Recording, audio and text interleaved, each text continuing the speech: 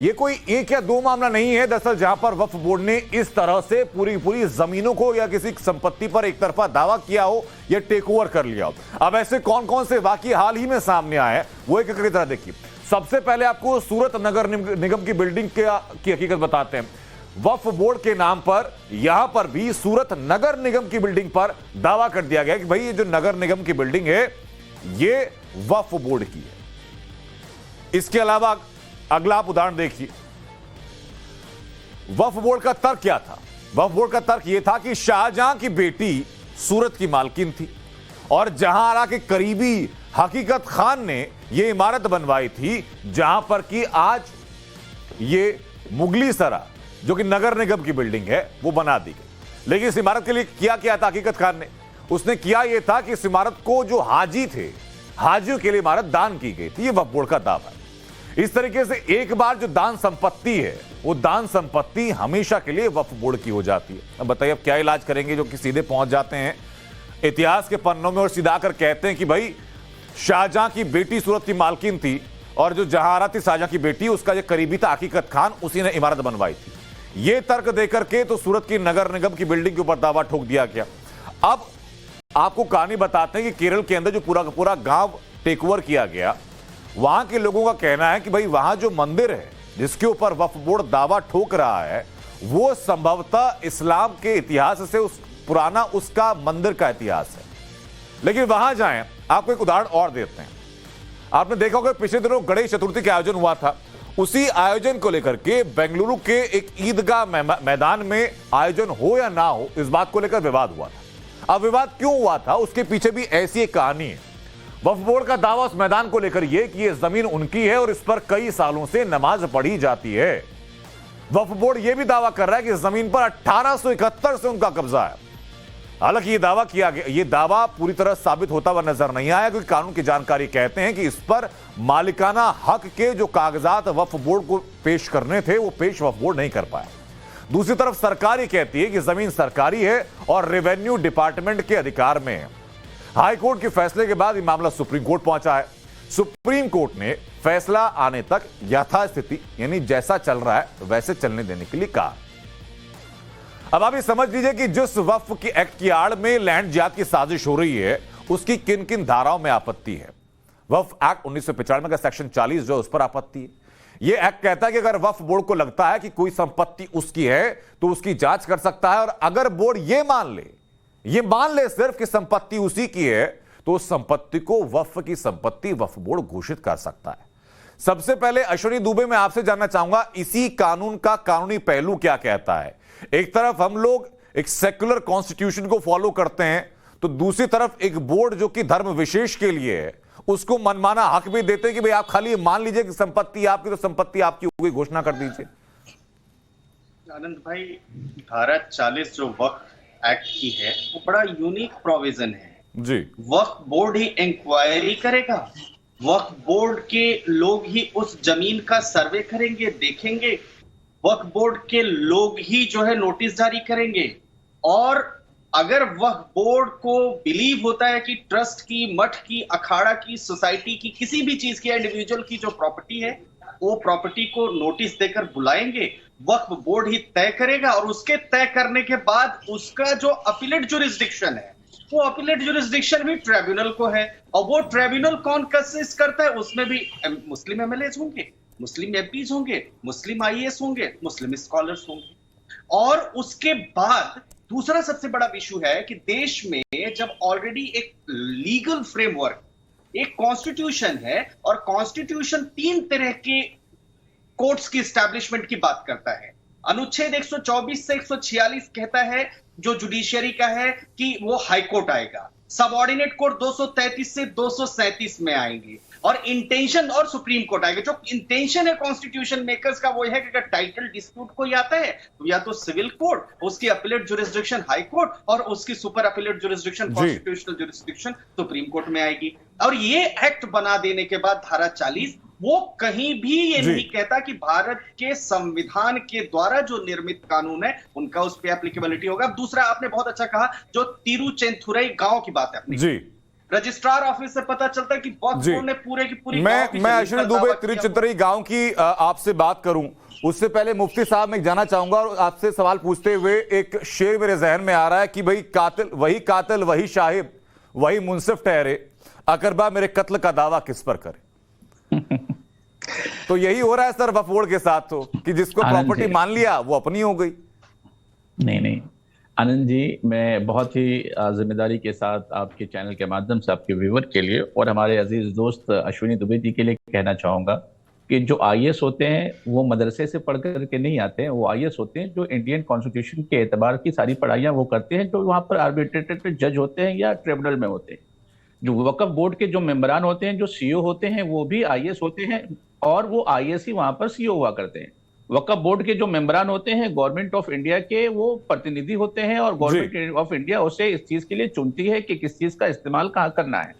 तो इस तरीके से इन लोगों पर आप सवाल उठा करके यकीनन कहीं ना कहीं गवर्नमेंट पर आप सवाल उठा रहे हैं और कॉन्स्टिट्यूशन के बने हुए उस कानून पर सवाल उठा रहे हैं जो कि मान्यता प्राप्त कानून है, जो पार्लियामेंट में सर पास देखिए होकर के मुफ्ती आया साहब, है। मैं एक छोटी सी चीज बीच में कहना चाहूंगा, उसके बाद अपनी बात पूरी कीजिएगा। सर आप देखिए, कानून जो होता है वो शाश्वत नहीं होता, उसमें बदलाव की संभावना हमेशा रहती है और संविधान में जितने अभी तक अमेंडमेंट हुए इस बात की गवाही वो देते हैं।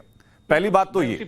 दूसरी बात सर मैं कह रहा हूं कि अगर हम एक सेक्युलर कॉन्स्टिट्यूशन की आड़ में रहते हैं, उसकी छत्र छाया में रहते हैं, तो क्या एक धर्म विशेष के बिना पर चलते हुए कानून की आड़ में हमें लंबे वक्त तक रहना चाहिए? मैं बता रहा हूं आनंद जी, ये दोनों बातें जो मैंने आपके गोशगुजार की हैं, आपने इसे समझा होगा। अब मैं आपके उस बात पर आता हूं कि कानून का दायरा पार्लियामेंट्री बोर्ड के अंदर में इसको बाज़ाब्ता तौर पे और पार्लियामेंट में पास किया गया इस कानून को। अब बात जहां तक है इसके अंदर में संशोधन की, तो संशोधन होने में किसी को इतराज नहीं है। अगर वक्फ बोर्ड के किसी ने कहीं पर कोई गलती की है, खामी की है और वो नुकसानदेह कुछ पहलू है, तो यकीनन उसमें संशोधन होना चाहिए और उस संशोधन में हम अपने भाई साहब के साथ, दुबे जी के साथ हम खड़े होंगे कि जहां गलत हुआ है, गलत का कोई सपोर्ट करने के लिए आपके खिलाफ कोई खड़ा नहीं होगा, बल्कि मुझे छोटी सी बात बताइए सर, सूरत की जिस नगर निगम की बिल्डिंग का उदाहरण हमने दिया, नगर निगम का ऑफिस चल रहा है, दशकों से वहां चल रहा है, हमेशा से चल रहा है। अचानक से दावा ठोक दिया जाता है कि भाई शाहजहां की जो बेटी थी उसका करीबी था कोई, उसने ये संपत्ति दान कर दी थी तो ये वक्फ बोर्ड की संपत्ति हो गई। धारा 40 इसकी आड़ भी लेती है सर। अब देखिए मैं आपको बताऊं, धारा 40 ने जो आड़ इसकी लिया है ना, इसे समझने की जरूरत है। सबसे पहले दशकों से जो चलने वाली चीज है, उसमें सदियों से जो चला आ रहा है, क्या उसको आप भुला देंगे? जो चीजें सदियों से चल रही थी, आपने उसको दशकों में ला करके समेटने की कोशिश की, ये गैर मुनासिब बात। अब मैं आपको इसके वाज़े दलील देता हूं कि मैंने अभी रिसेंटली माननीय मंत्री जी से इस बारे में, माइनॉरिटी मिनिस्टर साहिबा से हमने इस बारे में बात की है और हमने उनसे यह कहा है कि जहां जहां खामियां हैं उन खामियों को फौरी तौर पे कम किया जाए और उससे गलत जो है वो गलत का सपोर्ट करने के लिए नहीं। मैं आपने बता दिया कि ये जमीनें ले ली, आपने वो धर्मशाला की बातें बता दी, आपने उस सूरत की उस जगह की बात बताई। मैं आपको बात बताता हूं, मुकेश भाई अंबानी साहब का जो घर है वक्फ की जमीन पर है, आप साहब उसकी तरफ से लड़ लीजिए दुबे जी। मैं आपको बताऊं कि विलासराव देशमुख के भाई ने 800 एकड़ जमीन है, 800 एकड़ औरंगाबाद के अंदर में उन तमाम जमीनों पर कब्जा कर लिया। नासिक के अंदर में सैकड़ों एकड़ जमीनों के ऊपर में जो वक्फ की है, जो बाज़ाब्ता तौर पे कोई हिंदू भाई ने उस पर क्लेम नहीं किया कि हमारा है, वो सब जमीनें वक्फ की, उस पर बिल्डिंग नहीं किया गया, वहां तो कोई आपत्ति नहीं है ना। लेकिन आपने बहुत खूबसूरत बात कही सर कि दशकों से जो चल रहा है उसकी आड़ में सदियों से चली हुई चीजों को कैसे बुलाते। अश्विनी दुबे मुझे बताइए जरा कि क्या ये वैसा ही पैटर्न नहीं है कि जब एक पक्ष ये कहता है कि भाई मेरे जो धर्म की चीज है, मेरी आस्था की जो जगह है, वहां पर सदियों पहले किसी आक्रांता ने आकर के उसको हटा करके वहां मस्जिद बना दी, मुझे मेरा हक मिलना चाहिए। तो इस लिहाज से तो फिर वहां पर किसी भी मुस्लिम समुदाय के व्यक्ति को उस पर आपत्ति नहीं होनी चाहिए। संविधान भी रेस्टोर करने का ऐसी सारी प्रॉपर्टीज को, ऐसे सारे रिलीजियस प्लेसेस को, सॉवरिन को ये परमिशन देता है। ये संवैधानिक व्यवस्था के अंतर्गत है कि देश का कोई भी व्यक्ति अगर उसको रेस्टोरेशन की बात आती है, उसके रिलीजियस प्लेस को इलीगली बारबेरियन तरीके से अगर एक्वायर किया गया है तो वो जो है उसे ले सकते। देखिए वक्फ एक्ट 1954 आया, थोड़ा सा पावर उसमें हुआ। वक्फ एक्ट 1984 स्वर्गीय राजीव गांधी जी के समय पर आया, थोड़ा और पावर आया। 1995 में एक नया वक्फ एक्ट 1995 आया गया जिसमें वक्फ बोर्ड को बहुत सारे पावर्स दे दिए गए और फिर 2013 में मनमोहन सिंह की जो सरकार आई उसमें संशोधन करके और पावर दे दिए गए। अब 36 और 40 है कि वक्फ बोर्ड किसी भी प्रॉपर्टी को, चाहे प्राइवेट की हो, सोसाइटी की हो, अपनी संपत्ति घोषित कर देगा। 40 एक जैसा आनंद भाई भी आपने कहा कि वक्फ प्रॉपर्टी घोषित किया जाए तो उसको उस ऑर्डर की कॉपी देने का कोई प्रावधान नहीं है और वो अपनी प्रॉपर्टी को 3 साल के अंदर चैलेंज चीज और बता देता हूं, 40 का तो आपने जिक्र कर दिया, जो 1995 के संशोधन का बात आपने करे, उसमें जो सेक्शन 85 है, दर्शकों को जानकारी बता दूं कि वो ये कहता है कि अगर आपकी संपत्ति को या किसी भी संपत्ति को वक्फ ने अपनी संपत्ति घोषित कर दी तो और आप उसके इससे इत्तेफाक नहीं रखते तो आप कोई भी सिविल कोर्ट में नहीं जा सकता, बल्कि आपको वक्फ ट्रिब्यूनल में जाना होगा। यानी जिसने घोषित किया आप अपील भी उन्हीं से करेंगे। 85 जो है वो जुरिस्डिक्शन बार करता है सिविल कोर्ट्स की। हाँ। माने सेक्शन 85 जो वक्फ बोर्ड का है, वक्फ एक्ट का है, वो कहता है कि सिविल कोर्ट्स की तो जुरिस्डिक्शन ही नहीं है। आपको कहां जाना पड़ेगा? हाँ। आपको जाना पड़ेगा जो वक्फ ट्रिब्यूनल है। वक्फ ट्रिब्यूनल कहां है? जिसमें प्रख्यात स्कॉलर्स होंगे हमारे मुस्लिम भाई, और साथ ही साथ दूसरा जो है उसमें आपको कोई पिटीशन प्रोसीडिंग्स की कॉपी देने की कोई वैसे मैंडेटरी रिक्वायरमेंट नहीं है। तो जब देश में संविधान चल रहा है, देश में संविधान कोर्ट्स के एस्टैब्लिशमेंट की बात करता है, तो यहां पर रिलीजियस कोर्ट्स को बनाने की और एक पर्टिकुलर रिलीजन को देना, मैं समझता हूं कि संविधान की मूल भावना के साथ खिलवाड़ है। दूसरी बात हम आते हैं 52-54 जो है, जो सेक्शन वो कहता है जो संपत्ति वक्फ की घोषित हो जाएगी उसके बाद वहां जो रह रहा होगा वो एनक्रोचर माना जाएगा, और उसके बाद वक्फ बोर्ड डीएम को ऑर्डर देगा कि उनको हटाया जाए, और डीएम बाध्य होगा उस ऑर्डर का पालन करवाने के लिए। उसके अलावा सबसे बड़ी चीज अनंत भाई, मान लीजिए कि अश्विनी भाई जितनी चीजें आपने मुझे बता दी, मुझे लग रहा है कि आजादी के बाद भले ही रियासतों को हटा करके एक कर दिया गया था, यूनियन ऑफ स्टेट बना दिया गया था, लेकिन वक्फ की सियासत और रियासत तो अभी भी चल रही है। कम से कम इस कानून तो यही कहता है। मुफ्ती साहब, मैं इस पर आपकी टिप्पणी जरूर चाहूंगा सर, लेकिन उससे पहले बीजेपी नेता मोहसिन रजा इस बात को लेकर क्या मानते हैं, क्या कहते हैं, वो दर्शकों को सुनवा देता हूं। यूपी में काफी सुधार हुआ है आदरणीय योगी जी के नेतृत्व में। जब से यहाँ पर उत्तर प्रदेश में सरकार आई है तो काफी करप्शन पर हम लोगों ने अंकुश लगाया है, जीरो टॉलरेंस की नीति पर काम किया आदरणीय योगी जी की सरकार में।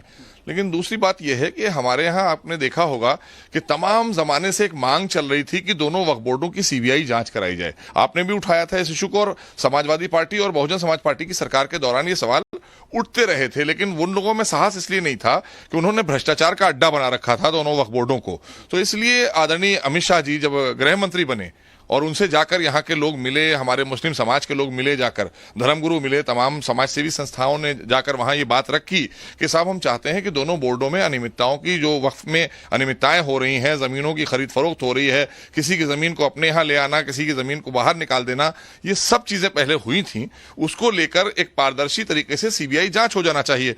तो उसकी संस्तुति करके माननीय गृह मंत्री आदरणीय अमित शाह जी ने उसकी जांच के आदेश कर दिए। तो हमारे यहाँ तो अब उत्तर प्रदेश में आप ये मानकर चलें कि कानून का राज है और संवैधानिक तरीके से सीबीआई इसकी जांच कर रही है, और इसमें सबको कोऑपरेट करना चाहिए। और सीबीआई को दे दिया गया तो जाहिर सी बात है हमारे यहाँ अगर इस तरह के कोई प्रकरण आ भी रहे होंगे या होंगे तो वो उसको एक फोरम दे दिया गया है।